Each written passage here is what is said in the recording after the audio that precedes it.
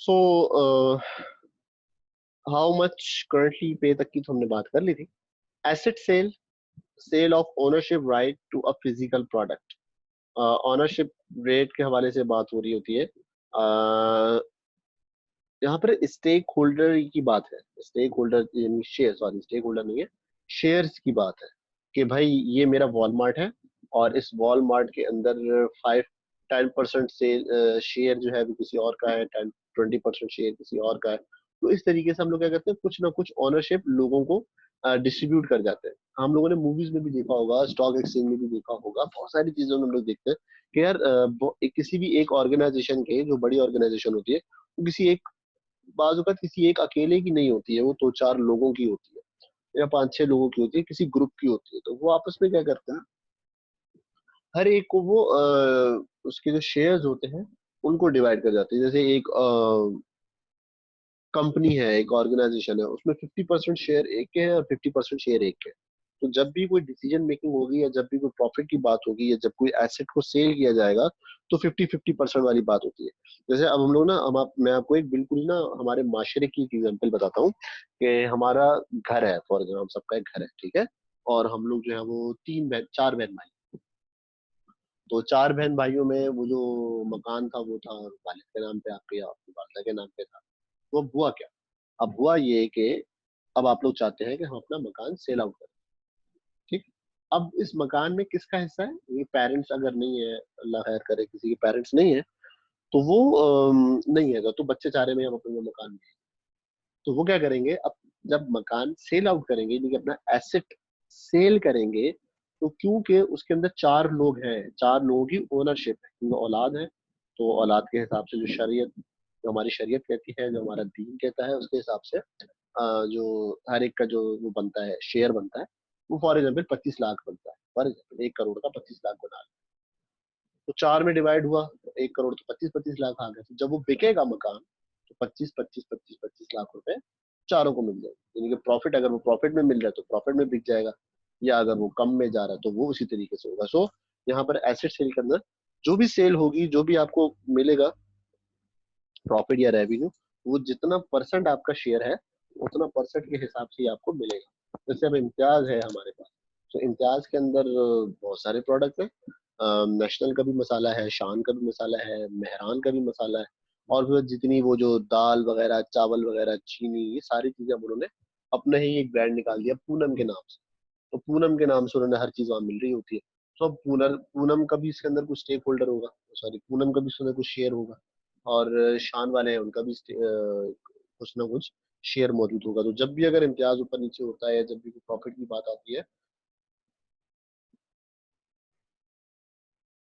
अच्छा मैं अवैस तुम्हें जवाब देता हूँ इसका।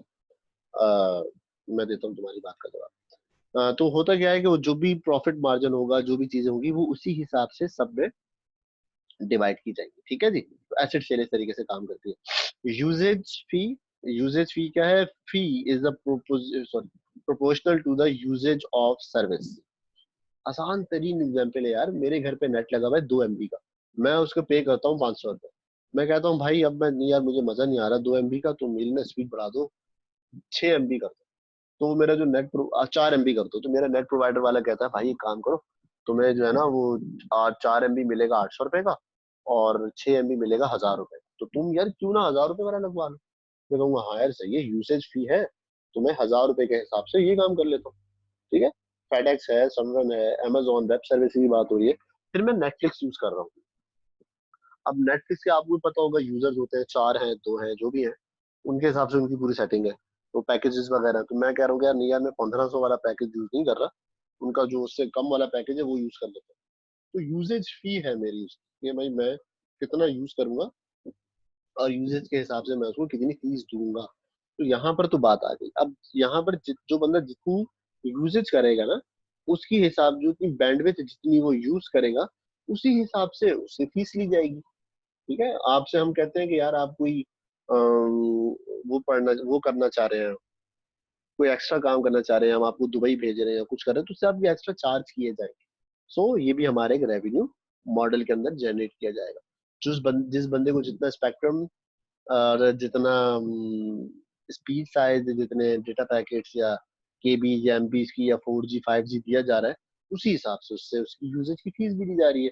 मैं फेडेक्स सॉरी मैं पाकिस्तान पोस्ट जाता हूँ, मैं चलो पाकिस्तान पोस्ट को छोड़ो, मैं M&P जाता हूँ, मैं M&P पे जाके कहता हूँ कि भाई मुझे सामान भेजना है इस्लामाबाद, और इस्लामाबाद में ना ये सामान 1 नाइट में जाए, यानी कि अभी मैं सुबह सुबह भेज रहा हूँ और ना ये कल सुबह सुबह मिल गया, होता है ऐसा ही है, ऐसा ही होता है, लेकिन उसको ओवर दी नाइट कहते हैं ये लोग।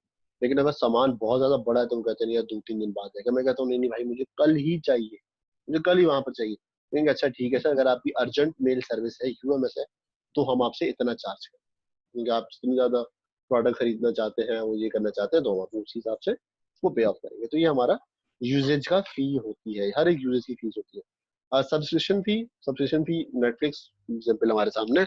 जितना ज्यादा सब्सक्राइब करवाया हुआ है आपने तो उसी हिसाब से आप उसको पे ऑफ करते हैं। ठीक, ये सारी चीजें हैं हमारे पास। अच्छा, तो सब्सक्रिप्शन फी की हम बात कर चुके थे। फी फॉर, हाँ बेटा शाताज, मेरे पास आपका मैसेज आ गया व्हाट्सएप पे।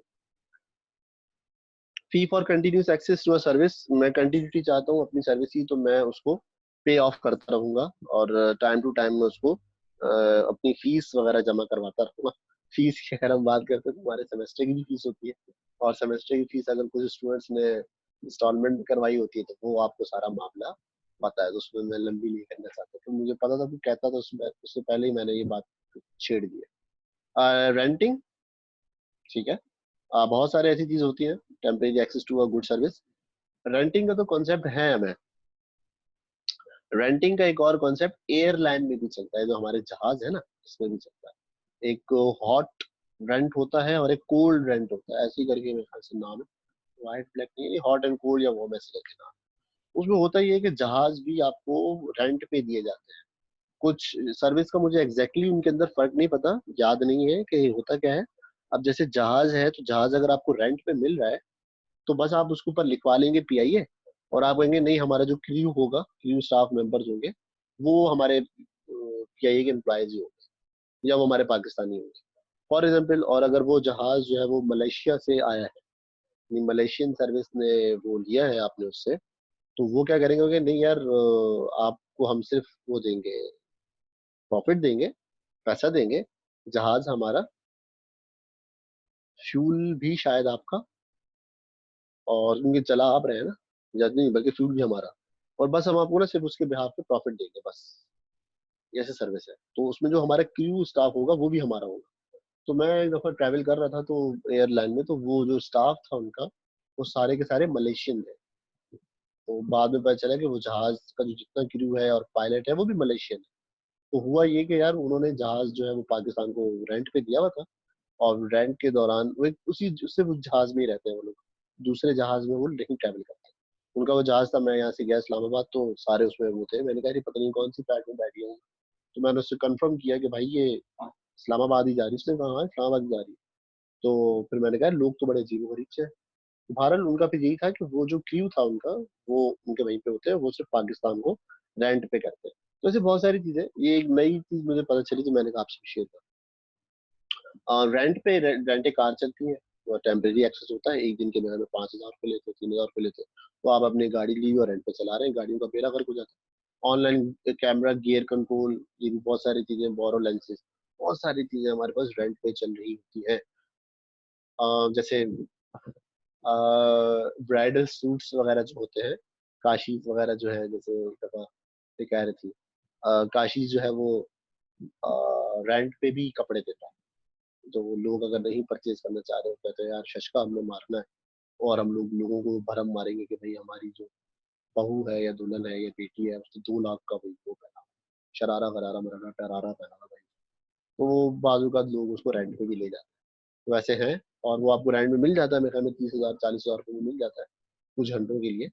और वो उनका सर्विस होती है कि भाई इतनी सर्विस हम आपको देंगे, और इस सर्विस में जो है वो हम आपको शरारा भी देंगे, और बैकअप भी है, और आप आपको जितना है वापस भी करेंगे, तो बाकायदा ज़ाहिर उनका वो पूरा प्रोटोकॉल। तो ऐसे भी रेंट सर्विस हमारे पास चल रही है, तो इससे भी लोग रेवेन्यू जनरेट करते हैं। अब वो किसी के जहन में अगर आ रहा हो कि भाई कोई मोटा बनता है कोई पतला बनता है, तो वो क्या होगा, तो वो जो सूट्स वगैरह, जो ब्राइडल सूट्स इस तरीके से मिलते हैं, तो उनमें ना वो गुंजाइश होती है कि उसको किस तरीके से सेटअप किया जा सकता है। ठीक है जी। हाँ बेटा बिलाल, ठीक है चलेगा। लाइसेंसिंग, माइक्रोसॉफ्ट की लाइसेंसिंग है, ईए लाइसेंसिंग है। जैसे हम शुरू में गेम खेलते थे बचपन में, ईए स्पोर्ट्स, क्रिकेट में बहुत खेलता था ईए स्पोर्ट्स के अंदर, फुटबॉल भी मेरे ख्याल में ईए स्पोर्ट्स के ऊपर आती थी, तो वो खेलते थे हम, तो वो उसकी लाइसेंसिंग होती थी। लाइसेंसिंग माइक्रोसॉफ्ट, कोई प्रोडक्ट अगर हम, हाँ ईए गेम्स, कोई जैसे ऑरिकल सर्टिफाइड है, ऑरिकल की लाइसेंस लिया हुआ है आपने, आपका जो बैंक है अल हबीब, तो उन्होंने फॉर एग्जांपल ऑरिकल का लाइसेंस लिया हुआ है, लाइसेंस वर्जन पे है भाई हम लोग, और हमारा डेटाबेस कंप्लीट वर्जन पे काम कर रहा है। सो लाइसेंस पे भी हम लोग रेवेन्यू जनरेट कर रहे होते हैं, कि आपको हम सैप का लाइसेंस दे रहे हैं, तो उसके बिहाफ पे आप हमें इतना इतना पे करेंगे, ठीक है जी। Intermediation fee, often found in the marketplace of various type of fee, bringing together two or more parties involved in a transaction। हमारी ये जो है सबसे बेहतरीन एग्जांपल हमारी एटीएम मशीन है, ये इंटरमीडिएट फी है। हम, अब जो एटीएम मशीन प्रोवाइड करने वाली है थर्ड पार्टी होती है, ये बैंक की अपनी जाती नहीं होती है, ये थर्ड पार्टी देती है। अभी बैंक हो गया, अलग उन सभी थर्ड पार्टी पे काम करे। अब वो थर्ड पार्टी क्या है, वो बैंक कहता है भाई आप टीपीएस वालों से रब्ता कर लेता है, भाई ये आप हमारी मशीन लगा लें, तो टीपीएस कहता है ठीक है हम आपको इतने पैसे देंगे, आप हमारी मशीन लगाए, और हम आपको इतने पैसे देंगे, और आप हम इतने पैसे देंगे। तो दोनों मिलके बैठ के इंटरमीडिएट फी डिस्कस करते हैं, और आपकी मशीन लग जाती है, हम खुशी खुशी होते हैं, और दादा नई मशीन लगी है बड़ी बेहतरीन है, ऑडियो पे चलती है। तो होता क्या है, वो आपसे 25 रुपए काटती है, और वो 25 रुपए भी डिवाइड हो रहे होते हैं, वो बैंक भी ले रहा होता है और वो टीपीएस भी ले प्रोवाइड कर रहे हैं, हमारी वजह से आप है, और वो टीपीएस कहता है हमारी वजह से आप। तो वो चल रहे होते हैं, तो दोनों एक दूसरे को फीस दे रहे होते हैं, लेकिन निकलते किससे, वो हमारी जेब से निकलते हैं, हम दे रहे होते हैं फीस। ठीक है। Advertisement, Google, Facebook, Mint, Mint तो खैर एक नया ब्रांड है इसके ऊपर। अच्छा, एडवर्टाइजमेंट क्या है, कि टीवी में एड चलते हैं, चलो टीवी की एड की अलग बात हो गई। अखबार में इश्तेहार आता है, अखबार में इश्तेहार आता है, तो वो छोटे छोटे इश्तेहार होते हैं। पहले जमाने में, काफी अर्से पहले, जब ये ओएलएक्स वगैरह नहीं था, तो लोग इतवार को लेके बैठे होते थे अखबार, और अखबारों में इश्तेहार ढूंढते थे, जरूरत पड़ा गाड़ी, जरूरत पड़ा है रिश्ता, जरूरत पड़ा है टीचर, जरूरत पड़ा है फलां, जरूरत पड़ा है प्लम्बर, जरूरत पड़ा है मैकेनिक, ये सारी चीजें चलती थी उसमें। वो जो भी एडवर्टाइजमेंट उसमें छपवाता था, तो अखबार को एक सतर, एक लाइन को सतर कहते हैं, एक सतर के अगेंस्ट पे करता था, कि भाई मेरी 3 लाइन या का जो होगा। अब वो बंदे भी थोड़े वो कहते थे कि नहीं यार, कॉलम का साइज कितना है, कॉलम का साइज कितना है, और आपके वर्ड्स कितने हैं, वर्ड्स के हिसाब से उसके ऊपर कॉस्टिंग होती है, और उस पे हमारा जो अखबार है वो कमाता था। लेकिन अब क्या है, अब तो हम लोग अखबार वगैरह नहीं पढ़ते, एडवर्टाइजमेंट भी अब उस किस्म की वहां पे नहीं आती है। कुछ लोग क्या करते हैं, नोटिस लगा देते हैं, कि भाई फॉर एग्जाम्पल हमारी क्लास में तलहा जैन है, तलहा जैन कहता है कि यार मैं अपनी प्रॉपर्टी बेच रहा हूँ, और जो भी है वो हक का उसका दावा करेगा, तो ये इतने टाइम में हक का दावा कर ले तो ठीक है, अदरवाइज फिर उसका कोई भी हक नहीं होगा। तो ये भी हमारी एडवर्टाइजमेंट इश्तेहार अखबार में आते हैं। गूगल के ऊपर एडवर्टाइजमेंट चल रही होती है, फेसबुक के ऊपर एडवर्टाइजमेंट चल रही है, एडवर्टाइजमेंट से भी ये लोग पैसा कमा रहे होते हैं। Each revenue stream may have different pricing tactics. No doubt हर एक स्ट्रीम के ऊपर डिफरेंट प्राइसिंग टैक्टिक्स होते हैं, कि यार आप लोग जो है वो कौन सी टैक्टिक लगा रहे हैं, किस तरीके से काम कर रहे हैं, और उसके बिहाफ पे आपकी रेवेन्यू स्ट्रीम क्या होगी। अगर छोटा प्रोडक्ट है, बड़ा प्रोडक्ट है, तो उसके ऊपर रेवेन्यू स्ट्रीम किस तरीके से काम करेगा। देखते हैं किस तरीके से काम कर रहा है। Two types of pricing, fixed है और डायनामिक है। आज हम लोग शॉप्स पे जाते हैं, तो वो कहते हैं यार इस पे कमी हो जाएगी भाई, 3,000 का सूट है तो हाँ यार कमी हो जाएगी। फिर हम लोग, एक और चीज होती है हमारे पास, फिक्स्ड अमाउंट, जिसके अंदर कॉस्ट भी होती है और मार्कअप भी होता है। यानी कि मैंने बैंक से गाड़ी ली है, और बैंक से गाड़ी लेने पे एक मार्कअप मुझे फिक्स्ड है, वो मुझे देना ही देना है भाई। वैल्यू प्राइस फिक्स के अंदर पढ़ रहा हूँ। Value price based on customer segment feature, customer ने कौन कौन से फीचर्स मांगे हैं, हम कहते हैं कि यार 4 यूजर्स अगर आप यूज कर सकते हैं नेटफ्लिक्स पे, तो उसकी इतनी फीस है, फिक्स्ड अमाउंट है भाई, इससे कम नहीं हो सकता। नेगोशिएशन के अंदर क्या है, यील्ड मैनेजमेंट, और यार इतना नहीं तो इतना कर लो यार, ये तो मुझे आ गई तो आ गई। बाजू का डायनेमिक में ऑप्शंस भी होते हैं। ऑप्शन क्या होते हैं ये मैं और बोली लगने पे वो जो है वो जितने जिसका बोली सबसे ज्यादा होती है वो प्रोडक्ट ले जाता है, वो डायनामिक होता है, लोग अपनी बोलियां लगाते हैं और ये चीज होती है। तो बोली का सीन आपने उस मूवी में देखा होगा जिसमें वो सीनरी होती है, उसके ऊपर घोड़े के ऊपर गधा बैठा होता है, मूवी का नाम मेरे ध्यान में नहीं है, तो मुझे बता। उसमें भी ऑप्शन लग रहा होता है और वो ऑप्शन के ऊपर जो है वो प्राइसिंग हो रही होती है। फिक्स अमाउंट वॉल्यूम प्राइस होता है और वो फिक्स होता है, वो अपनी जगह से नहीं हिलता, और वो जितने का है इतने का है भाई, ये लेना तो लो वरना जाओ। तो फिक्स अमाउंट और डायनेमिक के अंदर ये चीजें होती हैं। मैं जाम शीरी की बोतल लेने जा रहा हूँ तो उस पर कीमत लिखी हुई है, पता नहीं कितने की चल रही है, 200 रुपए की है फॉर एग्जाम्पल, 250 रुपए की है, तो मैं दुकानदार से ये थोड़ी कहूँ यार थोड़ी सी कम कर लो यार, पैसे कम कर लो, मुनासिब कर लो, बोलेगा भाई लिखे हुए फिक्स अमाउंट है। डायनामिक के अंदर क्या होगा कि मैं जाऊंगा कोई कपड़ा लेने तो मैं उससे नेगोशिएट करूंगा, भाई कम कर लो, ज्यादा कम। और बाजू का दुकानदार जो होते हैं वो अपने कस्टमर्स को देख के भी पैसे बताते हैं, बिल्कुल ऐसे ही होता है। अच्छा जी, फिर है हमारे पास कॉमन स्टार्टअप मिस्टेक्स। टाइम हमारा खत्म होने वाला है। Common startup mistake, cost plus markup, typically not a strategic way to price or driven by internal। Problem क्या होता है, प्रॉब्लम ये होता है हमारे पास कि चैट में बोल रहे हैं। हाँ जी, तो प्रॉब्लम ये होता है हमारे पास कि हम लोग कॉस्ट प्लस मार्कअप लगा लेते हैं, यानी कि कॉस्ट भी लगा लिया और उसमें जो मार्कअप लग रहा है वो भी लगा। लेकिन होता क्या है कि हमने कोई स्ट्रैटेजी नहीं बनाई है। हम लोग बस जो हमारे दिमाग में आया और हमने उसको लगाया। हमने कस्टमर सेगमेंटेशन नहीं की, हमने लोगों का चिप नहीं देखा और हमारे मुंह में जो आया हमने वो प्राइस लगा दिया। थर्ड पॉइंट है driven by internal economics and not customer insight. वही करेंगे और कस्टमर का क्या है, कस्टमर तो लेगा, उसको जो हम लोग वैल्यू प्रोपोजिशन दे रही है वो तो वो करेगा। सो ये है भाई, उसके हिसाब से चलेगी चीजें। लेकिन ये गलत है, स्टार्टअप में हमें ये चीजें नहीं करनी चाहिए, प्राइस वैल्यू होनी चाहिए। एक चीज जितने की है उतनी की होनी चाहिए, based on buyer perception of value. मैं मार्केट में आजकल जाता हूँ, खजूर का रेट बड़ा हाई हुआ है, तो मैं आपको कहता हूँ अच्छी खजूर जो है वो 600 रुपए किलो है, और मैं आपको एक सड़ी हुई खजूर दे रहा हूँ और वो होती है 600 रुपए। तो भाई क्या हो गया, आपको गलत दे रहे हो भाई। तो ये चीज होती है, customer don't necessary feel that they want to पे।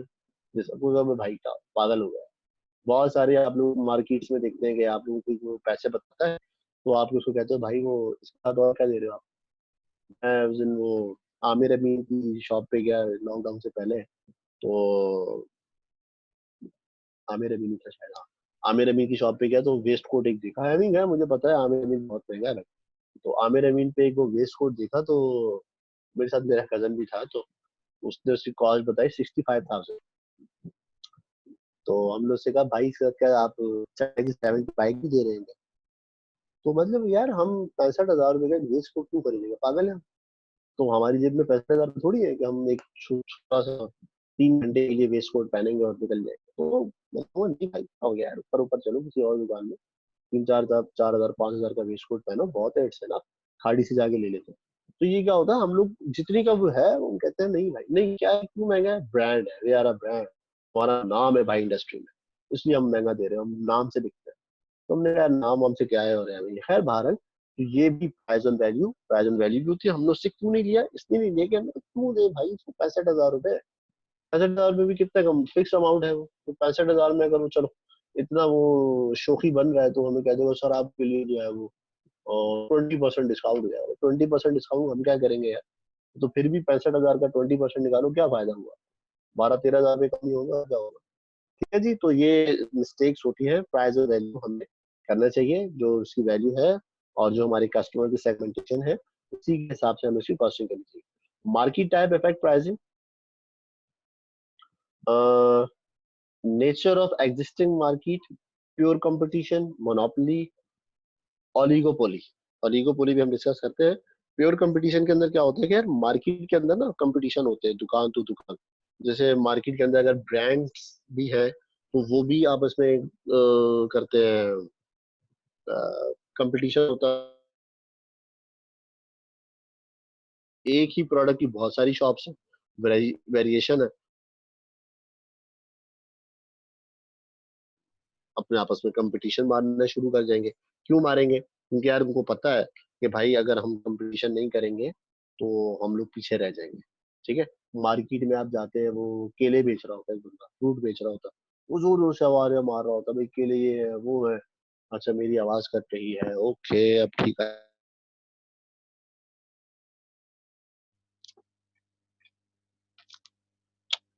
अच्छा। सो सो हर एक का वो अपना अपना जो है वो कंपटीशन चल रहा होता है। फ्रूट्स वाले देखते हैं आप, वो हर एक फ्रूट वाला आपको आवाजें मार रहा होता है, तूने कहा है इतने का जोर से आवाजें मार रहे होते हैं, तो उनका कंपटीशन चल रहा होता है। मोनोपली, मोनोपली है भाई, ठीक है। मार्केट में हमारे पाकिस्तान में सुजुकी की मोनोपली बनी। नेचर ऑफ एग्जिस्टिंग मार्केट है, सुजुकी की मोनोपली है। मेरान गाड़ी के अंदर कुछ भी नहीं है, लेकिन एक मोनोपली बनाई हुई है, 8 साढ़े 8 लाख की मेरान बेची नहीं बेची। और पागल लोग जो होते हैं बेचारे वो मेरान खरीद रहे होते हैं, नहीं, डब्बा बैग मेरान। तो क्या होता है, एक मोनोपली है जो अपनी बनाई हुई है, सुजुकी ने अपनी मोनोपली बनाई हुई है। और पूरी जो मार्केट है उसको बिला वजह कैप्चर किया हुआ है। हालांकि और इतनी इतनी अच्छी कार्स की ब्रांड है, और लेकिन उसके बावजूद मोनोपली बनी। ओलिगोपोली, ओलिगोपोली के अंदर क्या होता है कि यार एक जैसे हमारे पास वो है, फोर्ड है, जीएमसी है, गाड़ियों की जो ये ब्रांड है या लीडिंग मैन्युफैक्चर है अमेरिका के अंदर। वो लोग क्या करते हैं भाई, यार ये लोग इस तरीके से काम करते हैं कि अपनी सर्विसेज जो जो जिस जिस तरीकों से ये लोग सर्विसेज प्रोवाइड करते हैं, उनके साथ कुछ ना कुछ चीजें ऐड कर जाते हैं। यानी कि इनका लिमिटेड कंपटीशन होता है, इनका बहुत बड़ा कंपटीशन नहीं होता लोगों से। इनका कंपटीशन ना लिमिटेड लोगों से होता है। फॉर एग्जाम्पल, मर्सिडीज का कंपटीशन क्या सबसे होगा? नहीं, बिल्कुल भी नहीं होगा। क्यों नहीं होगा? क्योंकि भाई मर्सिडीज यार, हाँ वजाहत ठीक कह रहे हो, मर्सिडीज एक ब्रांड है, ठीक है। मर्सिडीज का कंपटीशन किससे होगा? रोल्स रॉयस से होगा, या मर्सिडीज का कंपटीशन बीएमडब्ल्यू से होगा, बस। ये वो फिरारी वगैरह से मर्सिडीज का कंपटीशन नहीं आएगा। तो बीएमडब्ल्यू भी एक फॉर्मल गाड़ी है, लेक्सस भी एक फॉर्मल गाड़ी है, तो उनका कंपटीशन इससे चलेगा। रोल्स रॉयस भी एक फॉर्मल गाड़ियों में आती है। हाँ, लैम्बोर्गिनी आ गई, फेरारी आ गई, और वो एक और गाड़ी है पता नहीं कौन सी, उनका आपस में कंपटीशन चलता है। तो क्यों चलता है? क्योंकि वो स्पोर्ट्स शेप और उसके हिसाब से काम करते हैं। तो लिमिटेड कंपटीशन होता है हर एक का। ठीक है जी। ये हमारी मार्केट के अंदर इफेक्ट्स मौजूद रहते हैं।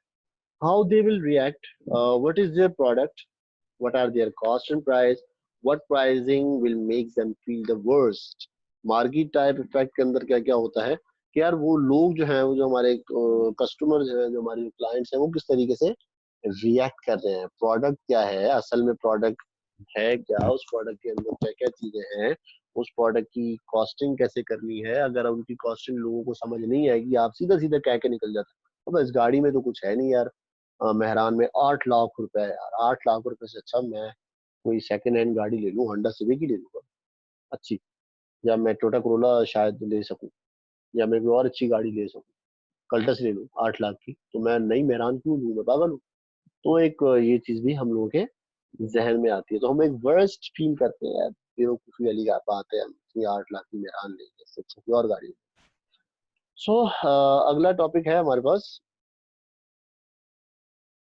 सिंगल और मल्टी साइट मार्केट्स।